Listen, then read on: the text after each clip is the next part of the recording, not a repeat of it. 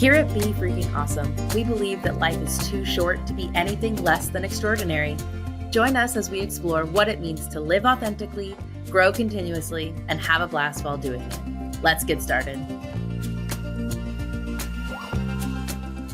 Welcome, everyone, to today's episode of Be Freaking Awesome. I am one of your hosts, Angela Belford, and I'm joined by my co-host, Sami, and I don't often get to be the one welcoming everybody because I don't know why, but we always make it Sami. But today, Sami is actually going to be in the hot seat because Sami's writing a book, which we talked about a few episodes ago when we were talking about how to talk about politics and religion.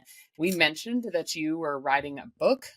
Angela, I am going to clarify. I think that might have been more than a few episodes ago, but however, it was an episode ago in the past. I mean, it was just last month, in February, which is 3 months January. ago now. I don't know, whatever.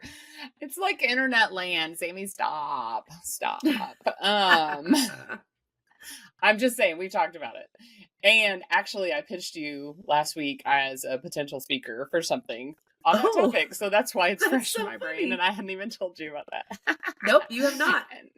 Anyway, so you are writing a book. Tell us what the premise of the book is.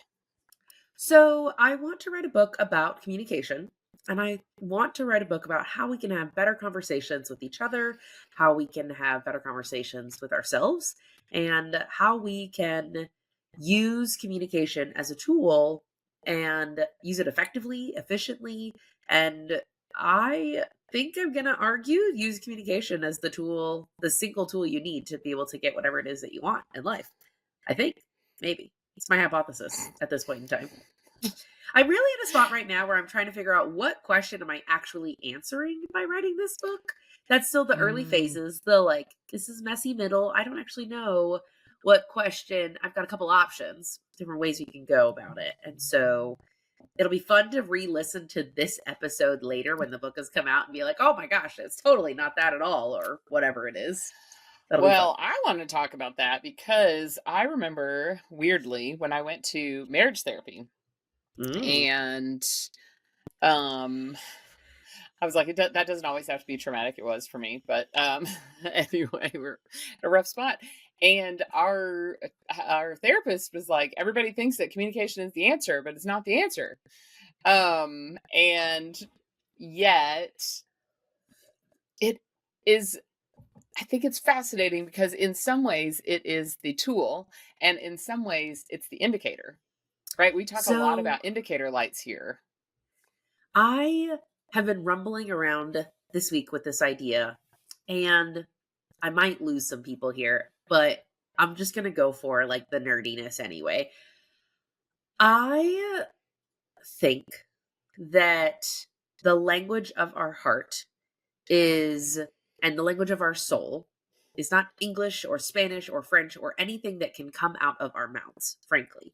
And I think that we are almost like we are learning a second language and we are having to translate what is happening on the inside of us into words so that we can express it. Because there are times when we talk about there are experiences that transcend words. There is emotion that can be conveyed without the tool of language specifically. And when we get good at using communication, when we refine our ability to use this tool, we can more accurately convey what is on the inside of us to other people in a way that they can understand us and see us.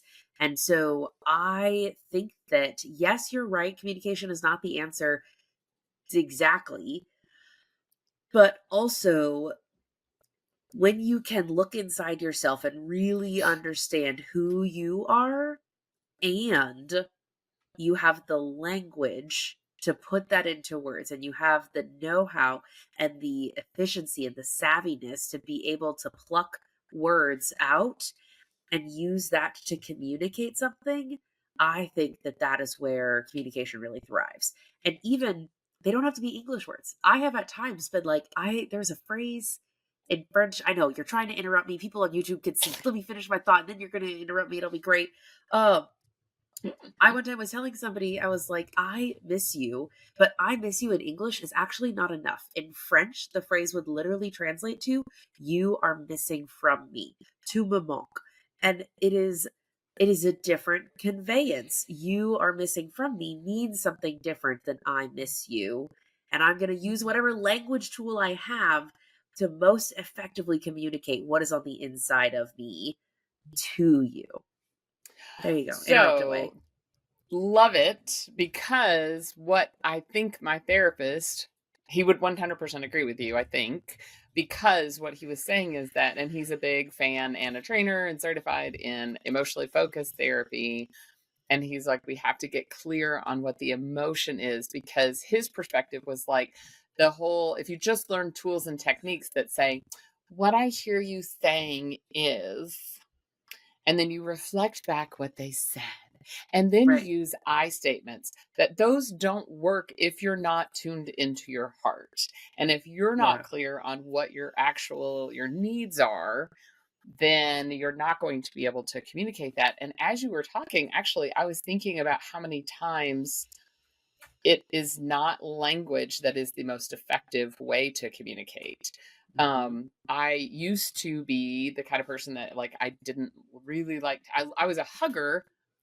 I didn't like to be touched, which is such a weird concept for people. But there was something about, when I initiate the hug, I'm allowing you to come into my space, but don't touch me if I'm not touching you. And so, one of the things my husband has enjoyed in this newest journey of healing over the last 4 or 5 years is that I like to be touched. So, if we're in bed, like, my foot has to be on him, or my hand or something. I reach for him more often. There's a communication that happens in holding hands that is Yeah. really intense, or can Oh, be really yeah. intense. Well, I And also think so, about you shared the story when you guys went to, I think it was Costa Rica, and you were at a restaurant and you had Google Translate app up in between oh, you and this restaurant owner. And his story, one, it started going so fast and he didn't have enough pauses that Google Translate was catching it, but there wasn't enough opportunity for you to then be able to like, wait, what is it saying? I don't know what this person is saying. And yet, I can tell, I can see the heart and the soul of this. And so that to me is mm, a prime example where you communicated without language. You guys use mm, words, you connected at that deep soul level, and it didn't actually require language. And most people don't think about language and communication as separate things. We kind of are mm, like, yeah, it's all like the same. And it's like, yeah, it's square rectangle where communication and language is a form of communication, but not all communication is language.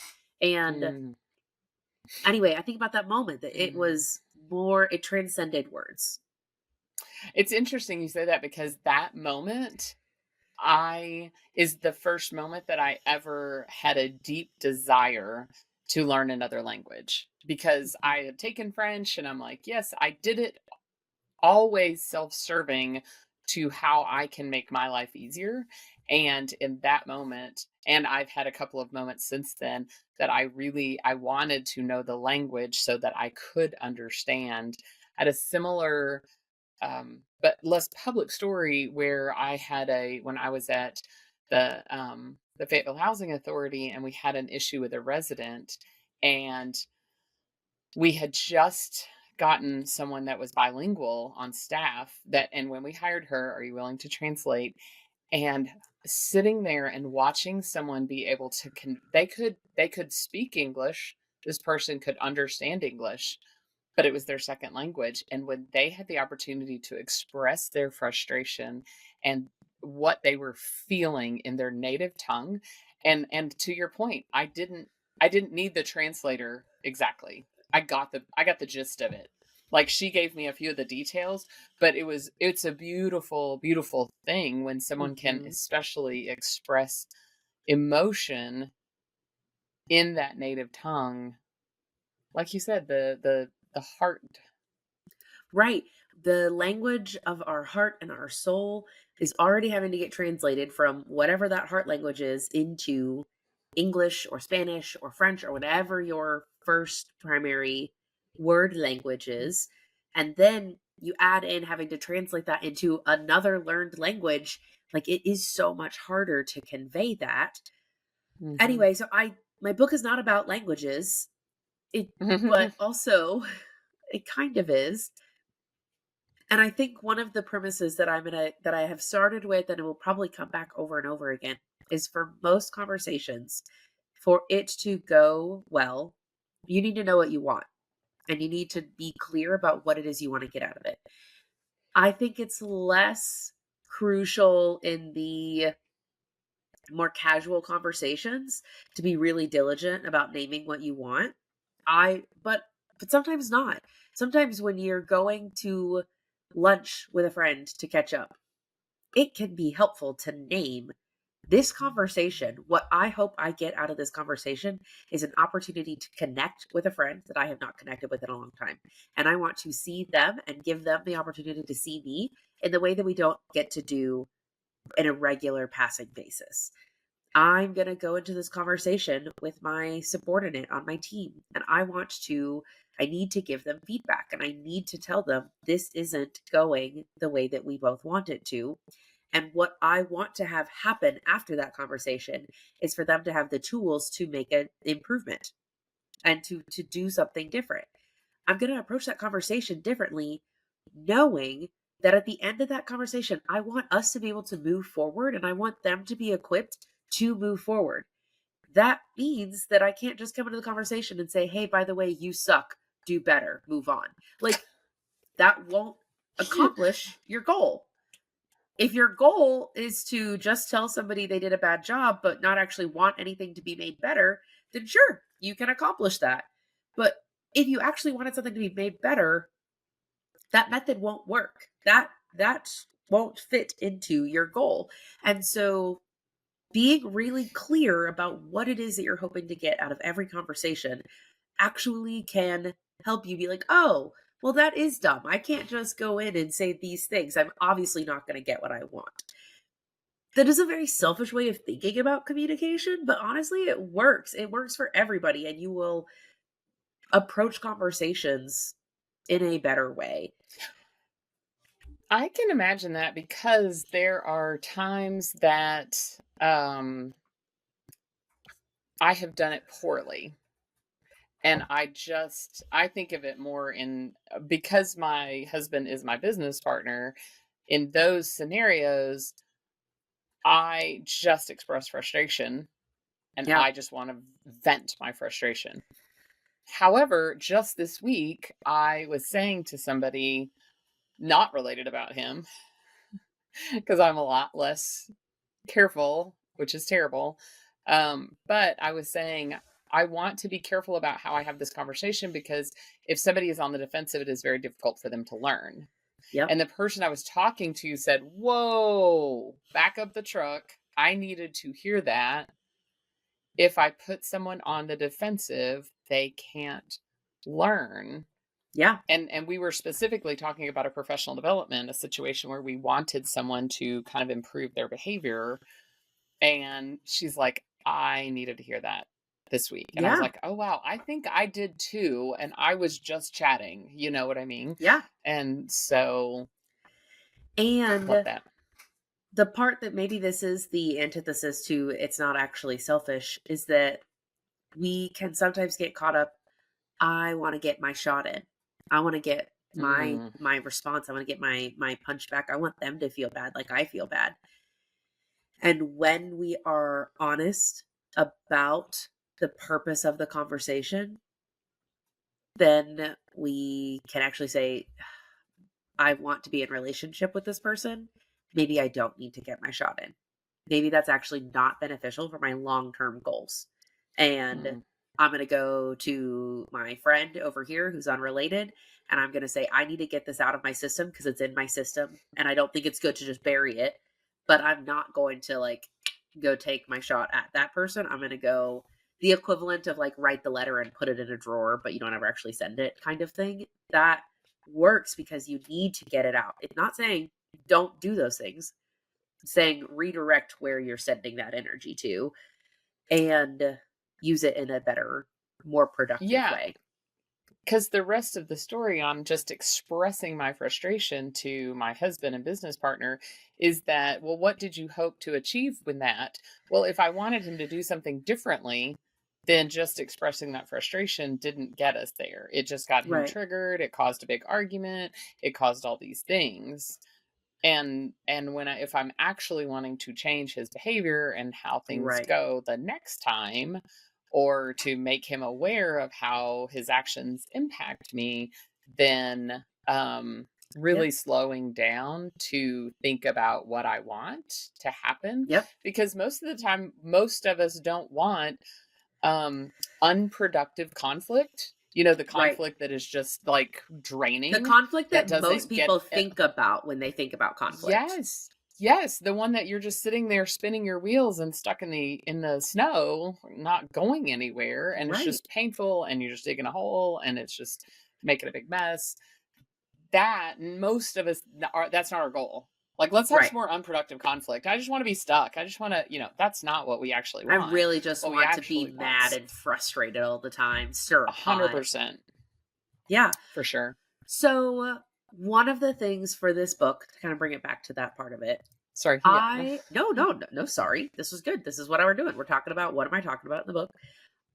For a long time, pretty much I think this originated in college, back in my sorority days, where someone would want to run for an office position, some type of leadership role, and their goal would be to improve communication. And almost every time I would go like, not a real answer. What do you mean? Like improve communication is not specific enough. And if somebody I wouldn't actually buzz them, but I would ask the question, be like, great, what does that mean to you? How do you intend to do that? What are you going to do? And if they had specific answers, if they had clear steps, then wonderful. Like we could talk about it. But sometimes they'd be like, oh, the communication is just not good these days. And so we just need to really improve it. We're going to buckle down and we're going to improve it. And I'm like, that means nothing. You didn't actually say anything. And so I I don't want to be in that boat. And so I do want to write a book to help people improve their communication. And I don't want it to just be like, but what does that mean? And I think that's in the phase of the book where I'm like, ooh, okay, so when I say improve communication, what do I want that to mean? Because it could mean 100 different things. And I could write 100 Yeah. different books. But like, what am I meaning to say? And what am I wanting to say? It sounds to me like you want to write a book to better clarify the actual problem and then to provide solutions that Hmm. and strategies to help people with the actual problem that you're going to identify, because that's almost part of it. Knowing the Yeah, problem is half the right. battle, and the airy fairy, like, oh, we have bad communication, doesn't actually give us clarity that we need, because Yeah. you then don't know which tool to pick up. Do I need a hammer? Do I need a screwdriver? Do I need a rubber mallet? What do I need a drill? If I don't know what problem I'm Yeah. actually trying to solve, then I can't figure out what tool. So Yes. what problem do you think I'm trying to solve? What do you think it is? I don't know. No, what I just said. That you're trying to clarify The what problem is what poor clarifying the communication. problem? Oh. Yes, that's so Oh. funny. Well, you were like, "You need to Be- clarify the problem." And I'm like, "Wait, wait, wait." But like, then what is no, the problem? that's what I'm saying. It When people say we have a It's getting kind of communication meta. problem, well, it's turning into the who's on first a little bit. But there's the idea of like, what does bad communication actually mean? Let's Yes. define what bad communication means, or a communication problem. We're going to identify a definition of a communication problems. And what Well, you're saying, no, yeah, keep going. I'm No, just because I guessing. think that yes, you need to start with identifying that. And also, it is different. There's not one definition of bad communication because, to your therapist point, bad communication is a symptom. Bad communication can be a symptom of a lack of trust. Bad communication can be a symptom of lack of clarity. bad communication could be a symptom of lack of skills and know-how. And I think that Mm. because it is a symptom, it's sort of like, you have a runny nose. It's like, well, do you have allergies? Do you have a cold? Do you have the flu? Do you have something else going on? Do you have a like this same symptom actually is a symptom of a lot of different root problems, which means it's not enough detail to figure out what you need to do. Like, great, that's a singular data point, and I need you to tell me you gotta unpack more to see where are you going. I had a conversation with somebody about coaching that they're like, we have a communication problem. And at the end of it, I was like, you actually have a trust problem. And your trust problem is evident by the communication. You can see it through these things, but you have a trust problem, not a communication problem. Mm. Yes, your communication is a problem, but yeah. So just to do a shout out for what we hope is a future podcast guest, I love how Danny Donovan has is it the Unplanner? Anti-planner. Called Anti-planner. And she says, if you have ADHD and you're feeling stuck, then she like gives you a menu of like, what are you feeling? You don't even have to have ADHD to have this book. It's good for anybody who wants to get crap done. So anyway, but then if it's one of these 4 things, then flip to that section. And then let's get to the emotion underneath that. Is it that you're bored? Is it you're tired? Is it it feels overwhelming? And so then she's like, oh, now flip to that section. And then here's some tools. The way you're talking about. I got really inspired by her book being like, maybe I'm not writing a book. Maybe I'm going to write like a guide, like a workshop book. So maybe that's happening. Because I literally I could see this. And so then I was like, maybe there's like a part 1 that is some exposition. Yeah. And then there's a part that is more like a choose your own adventure style. We'll see. We'll see what happens. Brilliant. I think it could be good inspiration for you. Yeah. Okay, so you are in the I don't even know what I'm writing my book about. That's a good place to be. And you're only 3 months in. So fantastic. Have you started putting words on the screen? Or words on the paper? I have put words on the page. And the thing about that though is that I think because I've started putting words on the paper is why I'm like, wait, what am I actually writing about again? Like, because I knew what I was writing before I wrote it, and then now I'm writing it like, oh, huh. Oh, you know what's funny is that I got all the way through about 40,000 words. It only takes 50,000 to get a book, and I went, oh crap, this is not what this book is about. Fun. Rewind. Yeah, and I don't think that I think that that's uncommon. I was about to use, and among authors, I do think so. I think it's more common and more prevalent, especially in this early phase. I think what I was going to say is I was noticing how I said, I don't think that's uncommon. And so I was like, dang it. I've observed this week how often I do the thing that for you everybody do that else, annoys me. Angela's not in the room. I often will say things, be like, oh, that's not a bad idea. And she'll be like, stop it. Just say that's a good idea. That's not the worst idea. That's the same thing as that's not a bad idea. That's not the worst idea. That's not a bad idea. No, for some reason, putting it in the superlative is not. What? So anyway, so she says, but just put it like you're double negative. It's a double negative. However, there is a difference between that is the best idea and that's not the worst idea. And that is a good idea and that's not a bad idea. Those are different statements. They're not exact opposites. If I had a list, they're not opposites. If I had a list of 10 things and I said it's not the worst idea, that means it's like 6 through 9 on the list. It's not number 10. It's not the worst one, but it's definitely not 1 through 5 either. What's funny is I pointed it out, and now my coworkers have started laughing every time I do it. I love it. So I was like, dang it, I do this. Now I know why it annoys me that she does it. So I will say it is a language tool that is more clear and it less is not clear more clear because it takes it. I have to work really hard. I'm a big fan of not making people work hard. And so I will say, I can see how that idea might work. There might be a better idea. I know that's more words, but it really is like for the listener. And as somebody who hangs out with a lot of ADHD people. Which is something funny that I do talk about in one of the chapters, maybe it'll say in the end, is the communication process and the sender and the receiver and whose job is it to do all of the different things. So. Well, this has been fun. And I am looking forward to, we'll probably check in again in a few months and see how things are moving quite along. But until then, I hope you all go be freaking awesome.